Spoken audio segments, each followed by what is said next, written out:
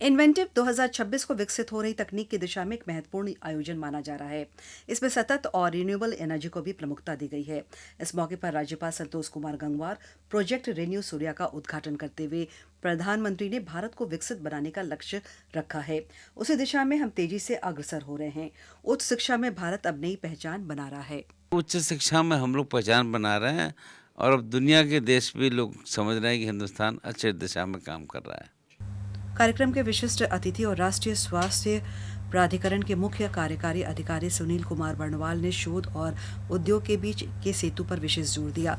उन्होंने कहा कि देश के प्रीमियर इंस्टीट्यूट इकोसिस्टम को प्रयोगशालाओं से निकालकर वास्तविक जीवन की समस्याओं के समाधान तक पहुंचाना ही इस कार्यक्रम का उद्देश्य है। देखिए, ये जो आयोजन हो रहा है इन्वेंटिव 2026 का, ये चौथा एडिशन है। इसके पहले 3 एडिशन डिफरेंट आईआईटीज में हो चुके हैं। इसका होल पर्पस है कि सभी जो प्रीमियर टेक्निकल इंस्टीट्यूट हैं, आईआईटी, एनआईटी, आईसर, इनके जो रिसर्च इकोसिस्टम है उसके माध्यम से जो एंटरप्राइजेज निकल रहे हैं, स्टार्टअप, ये सब, ये इनका एक कोलैबोरेटिव इफेक्ट हो, जिससे कि रिसर्च केवल लैब तक सीमित नहीं रह करके रियल लाइफ में पहुंचे, किस तरह से इंडस्ट्री को सपोर्ट करें। सुनील कुमार बंडवाल ने इस अवसर पर आयुष्मान भारत डिजिटल मिशन 2021 की उपलब्धियों का लेखा जोखा भी साझा किया। उन्होंने बताया कि डिजिटल माध्यम से देश के करोड़ों नागरिकों का स्वास्थ्य डेटा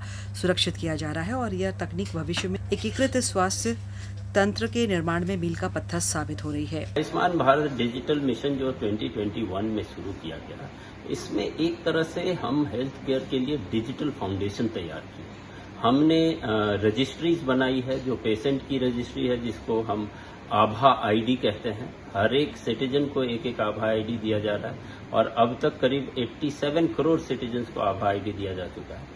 दूसरी, हमने हेल्थ फैसिलिटीज की रजिस्ट्री बनाई है, जो कि hospital, pharmacy, laboratories, blood bank, इनकी रजिस्ट्री है, जो कि उनकी unique and verifiable identity establish करती है। प्रोजेक्ट रेन्यू सूर्या की प्रमुख वैशाली ने बताया कि आईआईटी आईएसएम के साथ हम मिलकर एक पाठ्यक्रम बना रहे हैं, जिससे कि खनन से जुड़े लोगों को रिन्यूएबल एनर्जी के क्षेत्र में तकनीक की जानकारी दी जा सके। बिल्कुल, हम देख रहे हैं कि पूरे दुनिया से जो आप अब या हाइपर स्केलर्स देख रहे हैं, जो हमारे डेटा सेंटर्स हैं, सब इंडिया में आ रहे हैं। हमारे रिन्यूएबल एनर्जी हमने 15 साल स्टार्ट किया था, उस समय कोई इन्वेस्ट करने के लिए नहीं तैयार था। अब इन्वेस्टर्स भरे पड़े हैं हमारे क्षेत्र में। क्यों भरे? क्योंकि कंपनीज, हम जैसे कंपनियों ने एक्चुअली वॉक द टॉक किया है। हमारे पॉलिसी मेकर्स ने पॉलिसीज बनाई हैं जिससे कि कंटिन्यूस ग्रोथ हो।